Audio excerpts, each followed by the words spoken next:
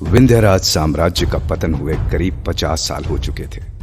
विंध्यराज के पतन के साथ ही पूरा क्षेत्र आपसी लड़ाई और गुटबाजी में ऐसा फंसा कि पूरे साम्राज्य के टुकड़े टुकड़े हो गए। जिस जमीन पर कभी खुशहाली पैदा होती थी, वहां रह गई एक ऐसी दुनिया जिसकी सुबह भी रात जैसे काली थी। अमीर और अमीर हो गए और गरीब होते चले गए। इसी गरीबी ने जन्म दिया अपराध की एक ऐसी दुनिया को जिसके एक छोटे मगर अहम किरदार थे तोशी बाबा, जिन्होंने आज अपने अड्डे पर अपनी पूरी गिरोह को कुछ खास बात करने के लिए बुलाया था।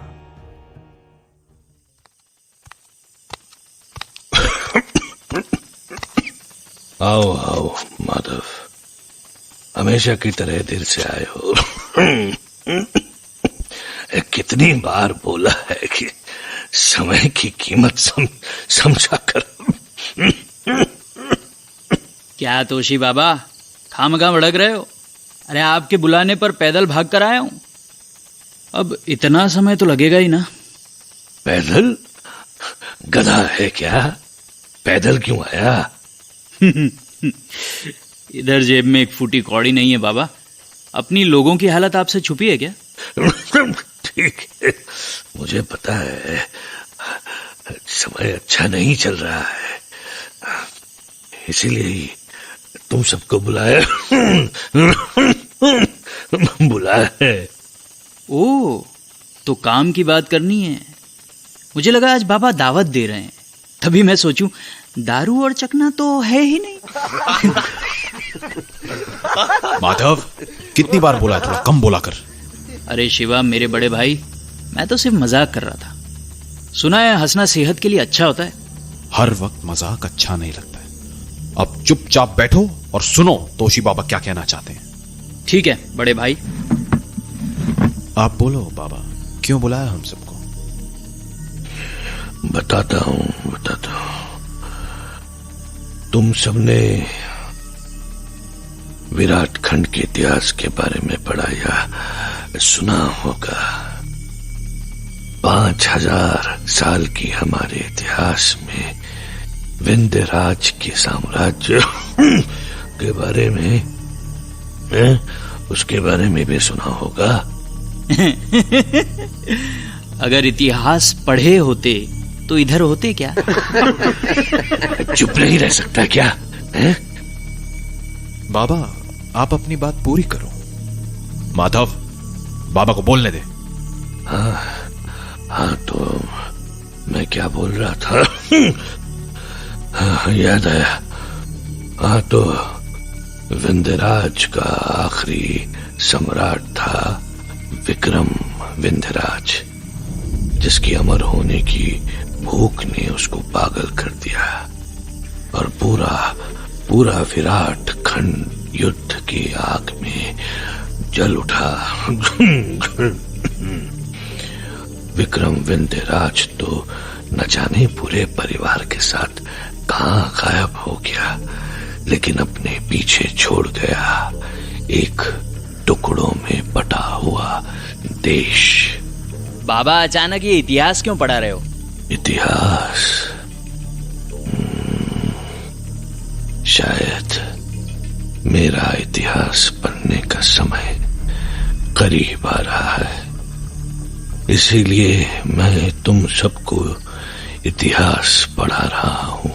क्या बाबा, अभी मेरे बच्चों के मुंह नहीं देखने तक आप कहीं नहीं जा रहे? चुप कर, पढ़ बोले। वो विक्रम विंध्यराज भी तेरी तरह पागल था। खैर, उसके पतन के बाद देश छोटी छोटी रियासतों में बट गया था और उसके बाद आपसी लड़ाई की वजह से कभी भी विराट खंड के किसी भी कोने में वो खुशहाली नहीं आई जो तुम लोग के जन्म से पहले हुआ करती थी। आज की तारीख में पालूर उन सब छोटे छोटे राज्यों में सबसे अमीर है। लेकिन लेकिन उस अमीरी के नीचे बसती है बेईमानी और अपराध की एक ऐसी दुनिया जो कि बालूर की असलियत है। और उस दुनिया में भी सबसे नीचे आते हैं हम। क्या बाबा, आप तो इज्जत उतार रहे हो हम सब की। फिर बीच में बोला। मजाक नहीं कर रहा हूं, हम सबकी हालत खराब है। कितने दिन से खाली बैठे हैं हम लोग, ना कोई ढंग का काम किया है, और जो किया है उससे क्या ही मिला है ये तुम सबको पता है। बाबा, आप ठीक हो ना? जरा पानी ला दे। माधव, बाबा के कमरे से पानी लेकर आ। बाबा, आप बैठ के बात करिए, आपकी तबीयत ठीक नहीं लग रही। मैं ठीक हूँ, बस जरा सी खांसी है। बाबा, आप आराम करो।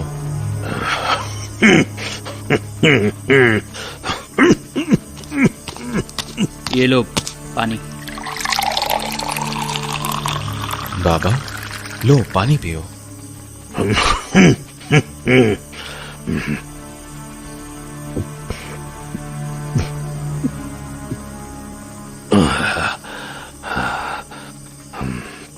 अब ठीक है। बाबा, आप आराम करो, बाकी बातें कल कर लेंगे। नहीं, आज बात पूरी करनी जरूरी है। अगर हम हाथ पर हाथ धरे रहेंगे तो हम सब के सब सड़क पर आ जाएंगे। तुम सबको सिखाया पढ़ाया सब बेकार हो जाएगा। पर करना क्या है बाबा? यही तुम सबसे पूछना चाहता हूँ। एक तो साली मेरी तबीयत अब उतनी अच्छी नहीं रही कि मैं ज्यादा सोच पाऊं।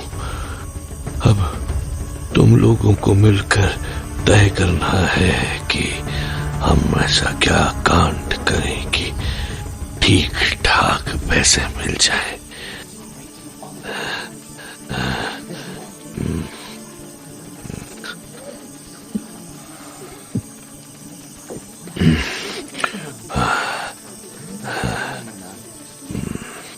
बाबा, एक बात तो पक्की है कि हम कोई भी काम करें हमें पूरा नहीं पड़ेगा, क्योंकि हमारे ऊपर जो भेड़िए बैठे हैं वो अपना हिस्सा खा के जो भी हमारे लिए छोड़ते हैं वो सिर्फ खुरचन ही होता है। जो काम हम करते आ रहे हैं उनसे तो हमारी किस्मत बदलने से रही।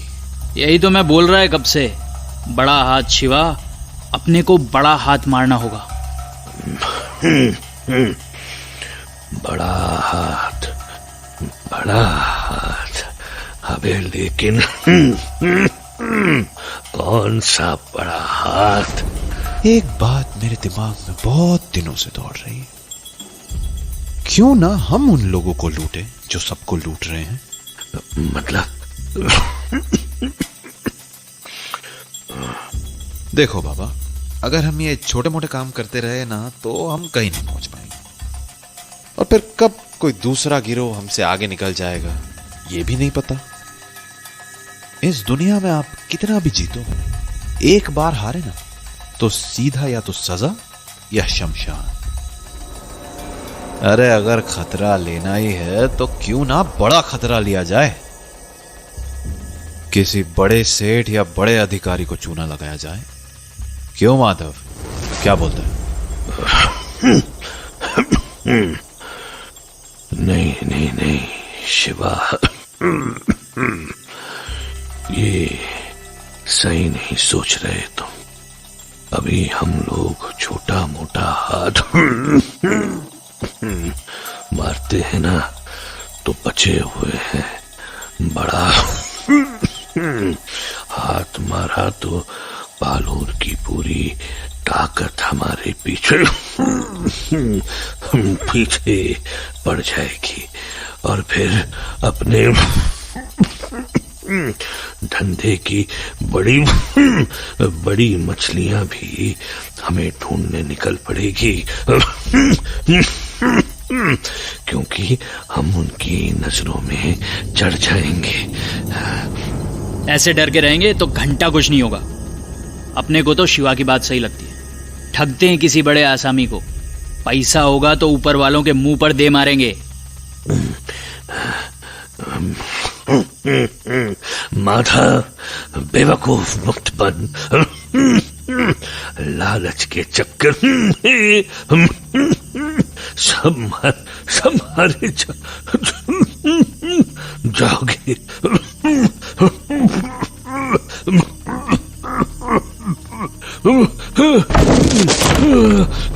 बाबा,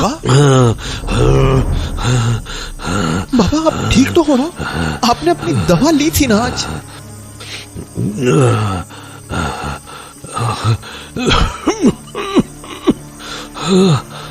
ली थी। माधव, तुम सबको यहीं रोको, मैं बाबा को उनके कमरे तक छोड़ के आता हूं।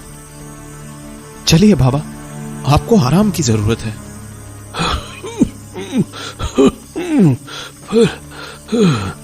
पर कुछ नहीं, आप बस चलकर आराम कीजिए अभी। माधव और गिरोह के बाकी साथी शिवा के लौटने का इंतजार करने लगे। करीब 15 से 20 मिनट बाद शिवा लौट कर आया तो उसके चेहरे पर चिंता साफ दिखाई दे रही थी। शिवा, ए शिवा, क्या हुआ रे? तेरे चेहरे पर ये 12 काहे को बजे हुए हैं? बाबा की तबीयत बिल्कुल भी ठीक नहीं है माधव। अभी उनको दवाई देकर आया हूं, लेकिन उनकी दवाइयां खत्म होने वाली हैं और अब उनके पास इतने पैसे भी नहीं है कि ये महंगी दवाइयां खरीद कर अपना इलाज कर पाएंगे। मैं बोल रहा है शिवा, अपने को बड़ा हाथ मारना ही होगा, वरना ना अपनी नाव पार लगेगी और ना बाबा की। तू सही बोल रहा है माधव। एक तो वैसे ही हम लोगों के खर्चे पूरे नहीं पड़ते, ऊपर से बाबा की दवा भी बहुत महंगी पड़ती है। कुछ करना पड़ेगा और जल्दी करना पड़ेगा, समय ज्यादा नहीं है अपने पास। देख शिवा, अपने को तो लगता है कि तेरा सोचना बिल्कुल सही है। किसी ठग को ठगते हैं, ये डर डर के कब तक जिएंगे? क्यों भाई लोग, क्या बोलते हो? बिल्कुल बिल्कुल। तुम लोग थोड़ा धीरे बोलो, बाबा ने सुन लिया तो फिर चले आएंगे। बड़ी मुश्किल से सुलह कर आया हूं। ठीक है शिवा, सब तैयार है। करना क्या है ये बता। यही तो ढूंढना है। और एक बात, ये काम बाबा की नजरों से छुपा के करेंगे। उनको पता चला तो फालतू का हल्ला करेंगे वो। एक काम करते हैं, तुम सब आज से ही लग जाओ, पालूर का कोना कोना छान मारो। कोई तो ऐसा मिलेगा जिसको लंबा चूना लगाया जा सके। ठीक है माधव, तू इन सब से पता करते रहना और जैसे ही कुछ पता चले मुझे बताना। मैं तब तक बाबा की दवा का इंतजाम करता हूं। इसी के साथ शिवा ने मीटिंग खत्म कर दी और सब गैंग मेंबर्स निकल पड़े कोई ऐसा निशाना ढूंढने जिससे वो खूब पैसा कमा सके। उनकी यही खोज कुछ ही दिनों में रंग लाई और माधव शिवा को ढूंढता हुआ उसके घर पहुंचा। शिवा, शिवा, दरवाजा खोल। अरे रुक यार, आ रहा हूं। क्यों सुबह सुबह शोर मचा रहा है? क्या फिर किसी लड़की से बचकर भाग कर आ रहा है क्या? लड़की मतलब?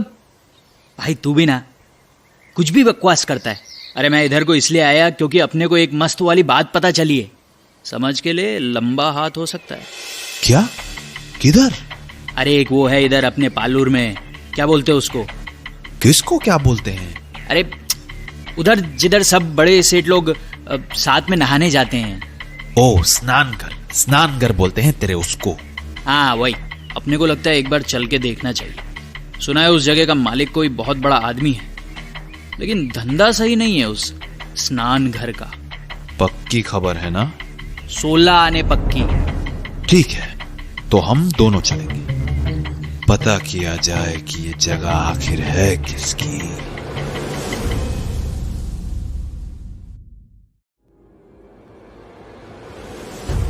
पिछले एपिसोड में आपने सुना कि तोशी बाबा अपने गैंग के साथ एक मीटिंग करता है। उस मीटिंग के बीच में तोशी बाबा की तबीयत खराब हो जाती है, जिसके बाद शिवा सबको बताता है कि उनकी दवाई खत्म होने वाली है और उनके पास दवा खरीदने के पैसे भी नहीं है। इसके बाद गैंग ये तय करता है कि उन्हें अब कोई बड़ा हाथ मारना होगा। तभी माधव शिवा को बताता है कि एक बाथ हाउस है जिधर सभी तरह के गलत लोग आते हैं और वहां वो लंबा हाथ मार सकते हैं। शिवा और माधव उस बाथ हाउस को चेक करने के लिए निकल पड़ते हैं।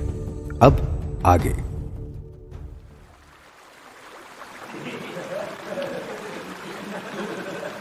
क्या भाई, ये जगह तो बहुत ही गजब की है। एक से बढ़कर एक लोग आए इधर। एकदम बिंदास जगह भाई। वो तो है, शहर के बड़े बड़े सेठ दिख रहे हैं और नेता लोग भी। पूरा याशी का अड्डा है। अपने को इधर खूब माल दिख रहा है भाई। इधर से एक भी मुर्गा फंसा लिया ना तो मस्त रोकड़ा मिलेगा। फिर बाबा की दवा छोड़ो, बाबा के लिए एक जबरदस्त घोड़ा गाड़ी भी ले आएंगे। जब भी सोचेगा कम ही सोचेगा। अरे अगर सोचना ही है तो बड़ा सोचना माधव, बहुत बड़ा। तेरे भेजे में कोई तगड़ा खिचड़ी पक रहा है ना भाई।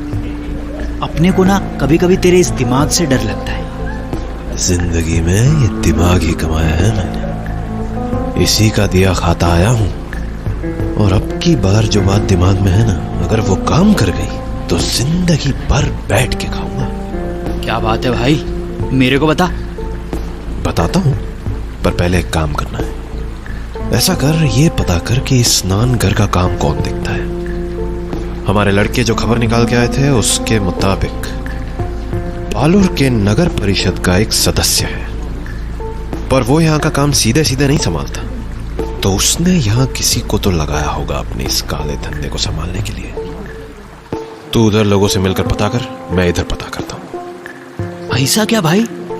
ये तो माधव के बाएं हाथ का काम है। तुम यही रुको, मैं अभी पता करके आता हूँ।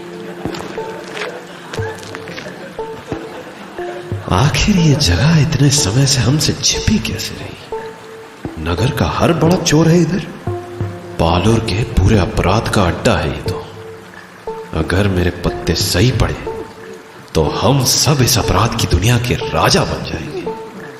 बस ये काम कर जाए बस। क्या सोचने लगे भाई? अरे तू बड़ी जल्दी आ गया, कुछ पता चला क्या? आज तक अपन ने कोई काम खराब किया है क्या भाई? एकदम खालिस बात निकाल के लाया हूं। अब बताओ कि तुम्हारे दिमाग में क्या चल रहा है। बताता हूं, पहले ये बता कि क्या पता चला। ठीक है तो सुनो। ये जो क्या नाम लिया था तुमने? हाँ, स्नान घर। ये स्नान घर ना, इसका मालिक कौन है यहाँ पर शायद ही कोई जानता है। यहाँ तक कि वो आदमी भी मालिक से नहीं मिला है जो उसके आदेश पर इधर का सारा काम देखता है। किधर गया रे, किधर? हाँ, हो रहा। वो मोटा सा आदमी देख रहे हो ना? कौन? वो गंजा जो स्नान घर में पूरे कपड़े पहने घूम रहा है?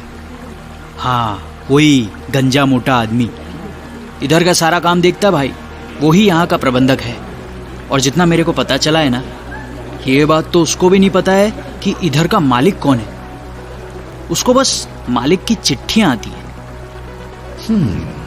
मतलब वो इस जगह के मालिक से ना कभी मिला है और ना ही उनका नाम या चेहरा पहचानता है। तो काम बन गया समझो। माधव, मेरे लिए एक रेशमी लबाड़े का इंतजाम कर, एकदम जैसा सेठ लोग पहनते हैं वैसा। ठीक है भाई, अभी लाता हूँ। पर बताओ तो क्यों? बताता हूँ, बस अभी जितना बोल रहा हूं उतना कर। ठीक है भाई, तुम इधर ही रुको, अभी लाता हूँ। बस बन गया काम।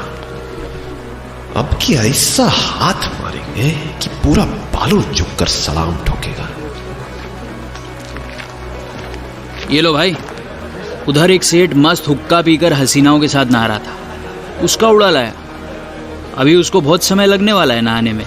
बस अब तुम इधर ही रुको, मैं उस मोटे से मिलकर आता हूं। और सुनो, जब मैं तुम्हारी तरफ देखूं तब तुम पर भाई। जितना बोला उतना कर, इधर से हिलना नहीं जब तक मैं इशारा ना करूं। जी बताइए। तो काम कैसा चल रहा है प्रबंधक? जी मैंने आपको पहचाना नहीं। पहचानोगे भी कैसे? बड़े किस्मत वाले हो जो आज हमें देख रहे हो। माफ कीजिए, मैं कुछ समझ नहीं पा रहा हूं, आप है कौन? पहचानोगे भी कैसे? आज तक तो तुमने सिर्फ मेरे आदेशों को लिखित में पढ़ा है, कभी हमसे सामने रूबरू नहीं हुए ना। अरे वाह, मतलब तुम अपने आप को मेरे मालिक बता रहे हो। मालिक को आना होता तो वो पहले बता के आते, ऐसे बिना बताए क्यों आएंगे हैं? ओह, तो तुम्हें शक है हमारी बात पे? अच्छा लगा हमें ये देखकर कि तुम सतर्क और सावधान हो। हमारे धंधे में बेवकूफों की कोई जगह नहीं। खैर, अब सवाल ये है कि तुम्हें यकीन कैसे दिलाऊं कि मैं ही तुम्हारा बड़ा साहिब हूं। लगता है अगली चिट्ठी मुझे तुम्हारी बर्खास्तगी का पैगाम लिखकर भेजनी होगी, तभी तुम्हें यकीन आएगा। अरे यार, कहीं ये सही में तो बड़े साहब नहीं? इतने विश्वास के साथ बोल रहा है ये आदमी, कहीं मैंने बेवकूफी तो नहीं कर दी इस पे शक करके? सेठ जी, सेठ जी। अरे माधव, तुम यहां क्या कर रहे हो? वो बस सेठ जी, इधर स्नान करने चला आया था। धंधे पर बिल्कुल ध्यान नहीं दे रहे हो तुम, बस इधर उधर मस्ती करते घूम रहे हो। तुम्हारे इसी निकम्मेपन की वजह से अब की धंधे में घाटा हुआ है। वो सेठ जी, असल में क्या है ना। देखो, अगर कुछ बकवास सुनाने या बहाने बनाने आए हो तो दफा हो जाओ। तुमसे तो मैं बाद में निपटूंगा। फिलहाल मैं अपने इस धंधे की खोज खबर लेने आया हूं, इसलिए तुम तुरंत मेरी नजरों से ओझल हो जाओ। इसी में तुम्हारी भलाई है। जी सेठ जी। काम चोर अय्याश है एक नंबर का। खैर, तुम कुछ कह रहे थे ना? अरे बाप रे, ये तो लगता है बड़े साहब ही है। मर गया बे। क्या सोचने लगे और ये क्या बड़बड़ा रहे हो? नहीं साहब जी, कुछ नहीं कह रहा था। आप आज यहाँ आए बस मेरा सौभाग्य है। वैसे साहब जी, आज आपका इधर कैसे आना हुआ? स्नान गृह से कोई शिकायत तो नहीं मिली ना? नहीं नहीं, तुम्हारे काम से तो हम काफी प्रसन्न हैं। इस स्नान घर को तुमने काफी मेहनत से चलाया है। अरे नहीं साहब जी, ये तो सब आपकी मेहरबानी है। मुझ जैसे छोटे आदमी पर भरोसा किया आपने। ऐसे नहीं बोलते हैं, तुमने अपनी मेहनत से अपना रुतबा कमाया है। खैर, वो सब बातें बाद में भी होती रहेंगी। हम यहाँ आज किसी खास मकसद से आए हैं। जी साहब जी, बताइए क्या आदेश है मेरे लिए?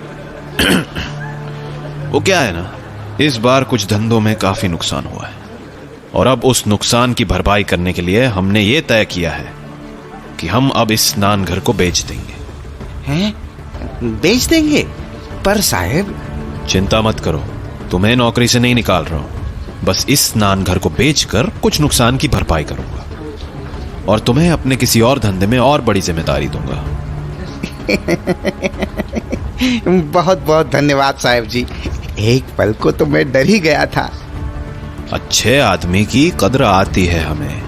खैर, तुम अब एक काम करो, इस स्नान घर में आने वाले लोगों में से ऐसे लोगों की सूची बनाओ जो इस स्नान घर को खरीदने में इच्छुक हैं। जितनी जल्दी अच्छा ग्राहक मिलेगा, उतनी जल्दी ही तुम्हें और बड़ा काम मिल पाएगा। तो प्रबंधक, अब बताओ कि ये काम कर लोगे ना? अरे बिल्कुल कर लूंगा साहब जी, आपको बिल्कुल निराश नहीं करूंगा। हमें तुमसे यही उम्मीद है। चलो, अब जरा हमें स्नान घर का एक भ्रमण भी करवा दो, उसके बाद हमें और भी जगह जाना है। जी साहब जी, आइए। अपनी योजना पर आगे बढ़ते हुए शिवा और माधव ने उसी शाम शिवा के घर पर एक खुफिया मीटिंग की। दोनों इस बड़े फ्रॉड को सफल बनाना चाहते थे, लेकिन इसके लिए उन्हें अपनी तैयारी पक्की करनी थी। एक भी गलती उन्हें भारी पड़ सकती थी। बात करते करते दोनों को एहसास हुआ कि इतनी बड़ी बिक्री करने के लिए उन्हें उस पर पार्षद की आधिकारिक मोहर की जरूरत पड़ेगी, जो कि इस स्नान घर का असली मालिक है। और बस उस मोहर को लेने दोनों जा पहुंचे पार्षद के बंगले पर। ओ भाई, अबे यार ये क्या है? ये साला घर है कि किला? है तो घर ही, लेकिन किले से कम नहीं है। वो तो दिख ही रहा है। अब ये बता भाई, अपन लोग का काम कैसे होगा? इधर तो घुसना ही मुश्किल लग रहा है। और मोहर चुरा भी ली ना तो पक्का पता चल जाना है पार्षद को। सोचने दे माधव, कोई ना कोई रास्ता तो दिखेगा, कोई ना कोई। आहा, दिख गया रास्ता। किधर किधर है रास्ता? वो उधर देख, पार्षद के घर के बगीचे में कोई दिख रहा है तुझे? बगीचे में? हाँ हाँ हाँ हाँ, दिख रहा है ना भाई। ये तो दिख रही है, और क्या कत्ल दिख रही है। भाई ये है कौन? इस बंगले की मालकिन लग रही है, मतलब शायद हमारे पार्षद की बीवी। यही है वो चाबी जो हमें पार्षद की मोहर तक ले जाएगी। तैयार हो जा माधव, तुझे इस मोहतरमा का दिल जीतना है। भाई वैसे तो अपन इसको देखते ही दिल हार बैठे हैं। पर रोकड़े के लिए इसका दिल जीतने को तैयार है मैं। तू कभी नहीं सुधरेगा।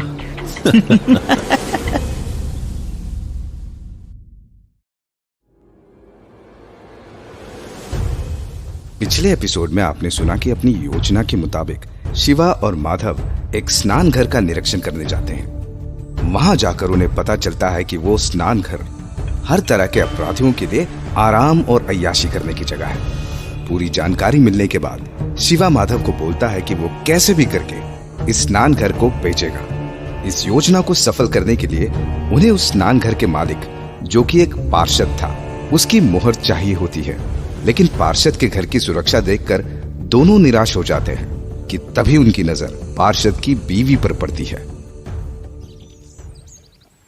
बोलो बड़े भाई, अब आगे क्या करने का है? करना क्या है? तुम इस मोहतरमा के बारे में पता करो और घर में घुसने का जुगाड़ करो। मैं तब तक स्नान घर के लिए ग्राहक ढूंढता हूं।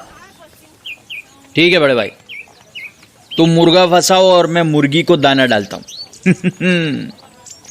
देख ले माधव, काम संभाल के करना। जरा सी भी गड़बड़ हुई ना तो वो मोहर हम लोगों को नहीं मिलेगी, और उसके बिना ना हम कुछ बेच पाएंगे और ना कोई खरीदने को तैयार होगा। तेरे हुनर पर सब कुछ टिका है। तूने अगर गड़बड़ की, समझ सारा खेल खत्म। क्या भाई, तू भी ना? अरे आज तक ऐसा कोई पेड़ नहीं मिला जिसका फल माधव ने तोड़ के खाना चाहा हो और वो उसे ना मिला हो। तू बस खरीदार ढूंढ बड़े भाई, अपन तो चला इश्क लड़ाने। अपनी इस योजना को अंजाम तक पहुंचाने के लिए दोनों शिवा और माधव अपने अपने काम पर निकल गए। जहां एक और शिवा स्नान घर के लिए ग्राहक ढूंढ रहा था, वहीं माधव उस हसीना के बारे में जानकारी इकट्ठी करने में लग गया था जिसका नाम था उर्वशी, और जो कि पार्षद की बीवी थी। उर्वशी का पीछा करते करते माधव आज पहुंच गया था एक पुस्तकालय के दरवाजे पर। ओहो, तो मोहतरमा को किताबों का शौक है, इसलिए वो पुस्तकालय में गई है। वैसे तो अपने को ये जगह खास पसंद नहीं है, लेकिन चलो इसी बहाने थोड़ा गाली गुलजार हो लिया जाए। चल रे माधव, लग जा काम पर। अब तो यही तेरी किस्मत, जहां जहां मोहतरमा वहां वहां माधव। आइला, ये क्या? जिंदगी में पहली बार इतनी किताबें देखी है। 1 2 3 4।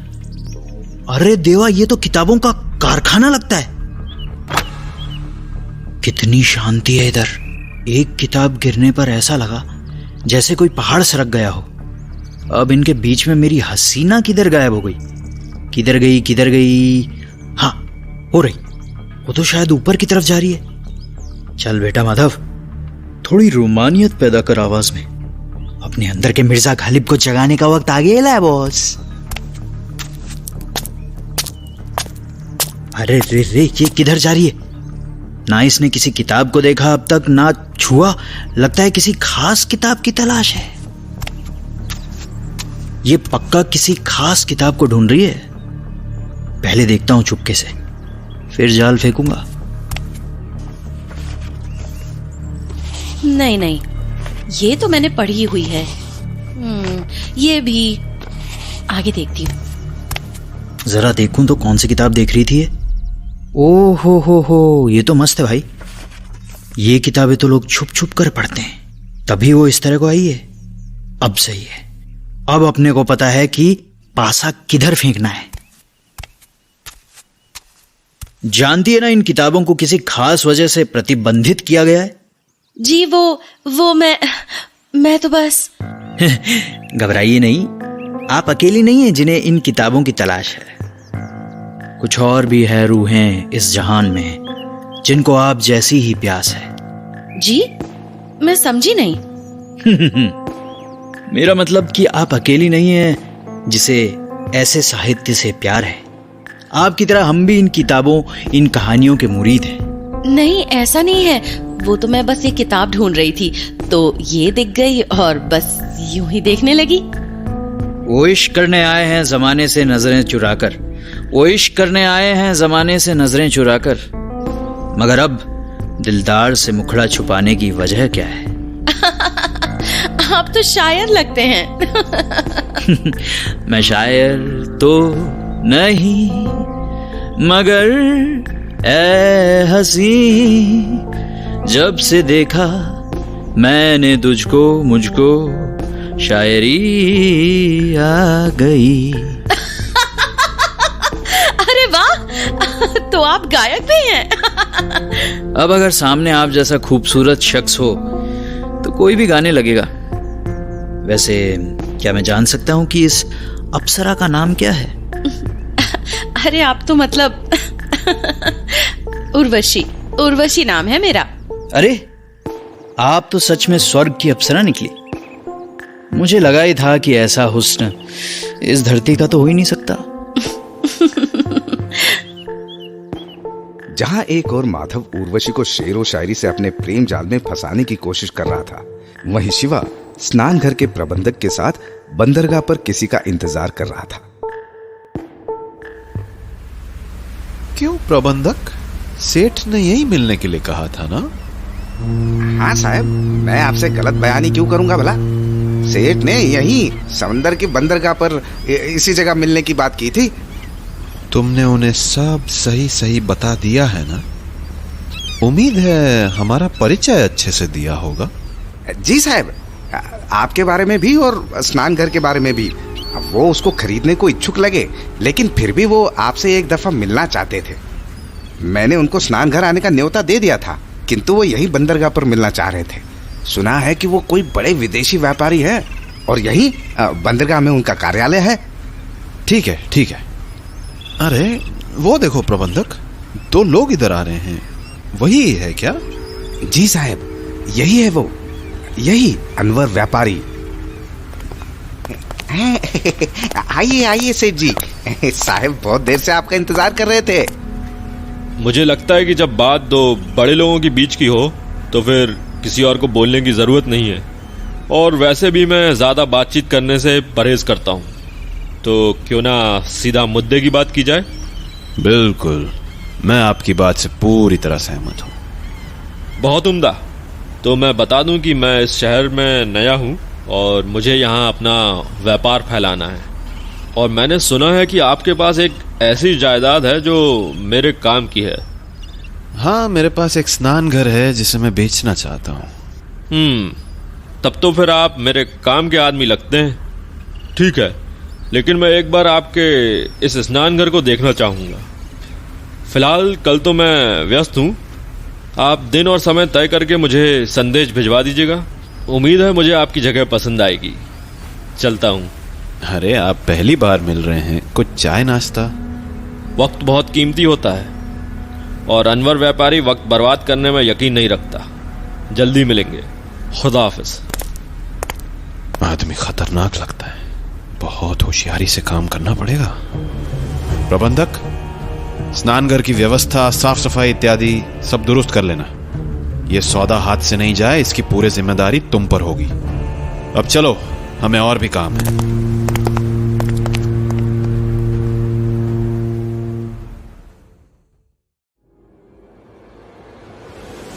पिछले एपिसोड में आपने सुना कि स्नान घर के मालिक, जो कि एक पार्षद था, उसकी मोहर पाने के लिए माधव उसकी बीवी उर्वशी को अपने प्रेम जाल में फंसाने की कोशिश करता है और उससे एक पुस्तकालय में जाकर मिलता है।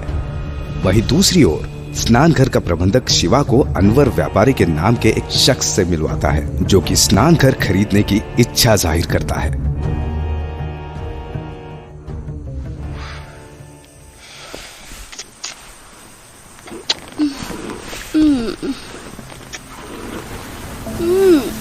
सोने दो ना, मत करो। अरे रुको ना। खिड़कियों से आती चांद की इस रोशनी में तुम संगमरमर सी चमक रही हो। अब तुम ही बताओ, कैसे रुक जाएं हम? अरे गुदगुदी हो रही है। उनकी इस खिलखिलाहट को सुनने की ख्वाहिश थी हमें। फिर वो जो मुस्कुरा बैठे तो जन्नत नसीब हो गई। तुम भी ना। सोने भी नहीं दोगे क्या? तुम्हें क्या लगता है, अप्सराए हुस्न? मुझे लगता है कि शायर से भी ज्यादा बड़े तो आप आशिक हैं। कितने शिकार किए हैं आपने जनाब अपनी इन मीठी बातों से। क्या फर्क पड़ता है, क्योंकि इस दफा तो शिकारी खुद शिकार हो गया है। अगर मेरे पति को पता चल गया तो सच में शिकार हो जाओगे। क्यों, आपके पति क्या सच में शिकारी हैं? ऐसा ही कुछ समझ लो। उर्वशी, तुम्हारी आवाज के सुर एकदम से बदल क्यों गए? अपने पति का जिक्र आते ही तुम्हारी आवाज में एक दर्द सा महसूस हुआ मुझको। क्या बात है उर्वशी? तुम चाहो तो मुझे बता सकती हो। नहीं नहीं, कुछ खास नहीं, ऐसा कुछ भी नहीं है। उर्वशी, तुम कुछ छुपा रही हो मुझसे? भरोसा रखो, तुम मुझसे अपने मन का दर्द बयां कर सकती हो। क्या बताऊं, मेरी जिंदगी तो सिर्फ इन 4 दीवारों में कैद होकर रह सी गई है। क्यों जान, ऐसा क्यों बोल रही हो तुम? इतने आलीशान घर की मालकिन हो तुम, सब कुछ तो दिया है तुम्हें ऊपर वाले ने। जानते हो, आज तुम्हारा साथ पाकर मैं न जाने कितने दिनों बाद खुल के हंसी हूँ। न जाने कितने समय के बाद मैंने प्यार को महसूस किया है। मैं इस घर की मालकिन हूँ, लेकिन उससे भी पहले मैं एक औरत हूँ, और हर औरत की तरह मुझे भी अपने पति का प्यार चाहिए। लेकिन उसके लिए मैं सिर्फ एक भोग की वस्तु हूँ, ठीक उसकी बाकी प्रेमिकाओं की तरह। उसको तो जैसे मेरी इच्छाओं से कोई मतलब ही नहीं है। हो भी क्यों, नगर के सबसे बाहुबली पार्षद में से एक है वो। पैसे कमाने में अंधा हो चुका है वो। रात दिन बस उसके दिमाग में यही घूमता है कि और धन कहां से आएगा। इतना पैसे वाला तो है तुम्हारा पति, फिर क्यों भाग रहा है पैसों के पीछे? क्योंकि उसको सत्ता चाहिए, पलूर की सत्ता, और उसके लिए वो हर हद पार कर चुका है। नगर के कई बड़े अपराधियों के साथ उठना बैठना है उसका। उसकी ताकत की भूख मेरे प्यार पर काला साया बनकर छा गई है। और तुम्हें ये सब बिल्कुल भी नहीं पसंद, यही बात है ना? नहीं, ऐसा नहीं है। अमीरी किसे नहीं पसंद, ताकत किसे नहीं चाहिए, लेकिन इस सब के अलावा मुझे मेरे पति का प्यार भी चाहिए, जो कि मुझे नहीं मिलता है। बस यही दुख है। दुख तो काफी बड़ा है तुम्हारा, लेकिन ऐसा भी नहीं जिसे दूर ना किया जा सके। क्या मतलब? मतलब ये कि पति का प्यार नहीं तो क्या हुआ, पति के प्यार का एहसास तो लिया ही जा सकता है। मैं कुछ समझी नहीं, क्या बोल रहे हो तुम? मतलब ये कि नाचीज आज आपको ऐसा जादू दिखाने की ख्वाहिश रखता है जिसे देखकर आपका दर्द पूरा तो नहीं, लेकिन काफी हद तक कम हो जाएगा। साफ साफ बोलो ना, क्या कहना चाह रहे हो? मेरे कहने का मतलब है कि क्यों ना आज मैं आपको आपका पति बनकर प्यार करूं। मेरा पति बनकर? कैसे? ज्यादा कुछ नहीं करना है, बस मुझे अपने पति के खास कपड़े दे दो, जिन्हें पहन के मैं बिल्कुल आपके पति जैसा दिखूंगा। और फिर चांद की इस निर्मल रोशनी में तुम आंखें बंद करके अपने पति के प्यार के एहसास को महसूस करना। सुनने में तो ये बेहद बेवकूफी भरा लग रहा है, लेकिन आजमाने में क्या जाता है। सुनो, तुम मेरे पति के शाही वस्त्र पहन लो, वो उनके निजी कार्यालय में टंगे होंगे। मैं तुम्हारा इंतजार करती हूँ। उनका कार्यालय इस कमरे से निकलकर गलियारे के बाईं तरफ एकदम आखिरी में है। बहुत उम्दा, मैं बस अभी आया।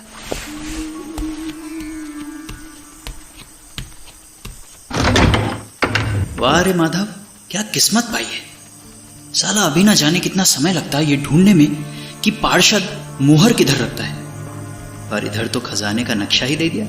चल बेटा, जल्दी से काम कर और निकल। ये रहा कार्यालय, चलो अब जल्दी अंदर जाया जाए।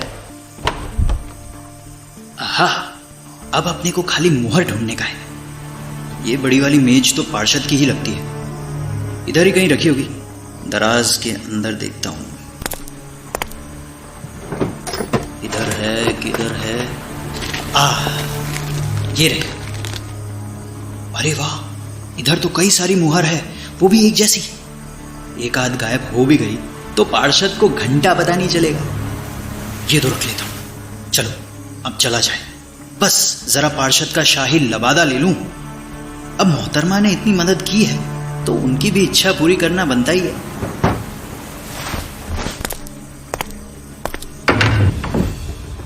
माधव द्वारा मुहर लाने से शिवा का काम बेहद आसान हो गया था, और बस इसीलिए शिवा कुछ दिन बाद ही माधव और स्नानघर प्रबंधक के साथ जाकर अनवर व्यापारी को बड़ी होशियारी के साथ स्नानघर बेच देता है। और सौदे की सफलता के बाद बाकी सभी लोगों की तरह अनवर व्यापारी भी शराब के नशे में चूर हो रखा था।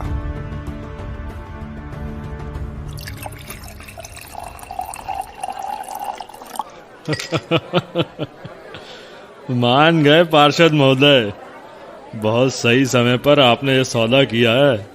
अब बाकियों की तरह इसे भी क्या पता कि असली पार्षद कौन है।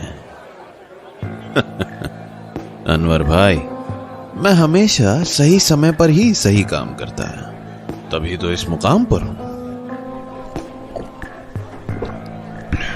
वो तो है पार्षद जी, लेकिन क्या है ना कि आने वाला समय बहुत उथल पुथल का होने वाला है, इसलिए अभी जितना ज्यादा माल बटोर सको बटोर लो। पता नहीं कल क्या होगा, हैं? उथल पुथल? कैसे उथल पुथल? अरे आपको पता नहीं? क्या पता नहीं? लगता है अभी ये खबर पलोर तक नहीं आई है। मेरे राज जगाना में तो ये अफवाह बहुत जोरों पर है। कैसी अफवाह अनवर भाई? ना जाने आपको कैसे नहीं पता। पूरे जगाना में चर्चे हैं कि विंध्याराज साम्राज्य वापस आने वाला है। उनके कुछ भरोसेमंद सिपा सलार सालों से इसकी तैयारी कर रहे हैं, और शायद अब वो जल्दी ही सत्ता वापस पाने के लिए जंग छिड़ने वाले हैं। पर कैसे? विंध्यराज की तो सभी पीढ़ियां खत्म हो चुकी थी ना, तो बिना किसी युवराज के कैसे वापस ले आएंगे उस साम्राज्य को? अरे पार्षद जी, आपने सुना नहीं क्या? उड़ती उड़ती खबर सुनी है मैंने कि विंध्याराज का कोई वारिस अभी भी जिंदा है, और इस वक्त विंध्याराज के सिपा सलार और विंध्याराज के दुश्मन सब उसी वारिस को ढूंढ रहे हैं। आने वाला समय काफी खतरनाक होने वाला है, न जाने क्या होगा।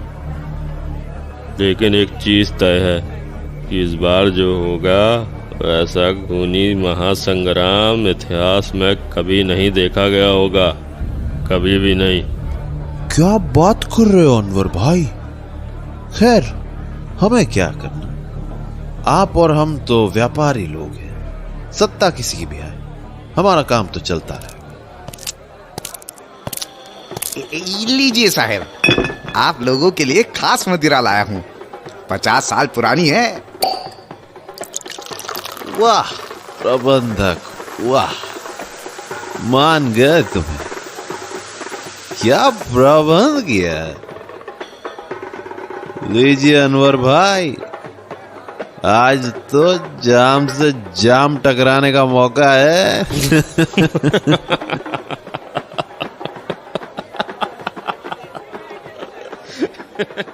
कोई भी सत्ता में रहे, अपने को क्या, अपनी मुर्गी तो आज कुर्बान हो ही गई।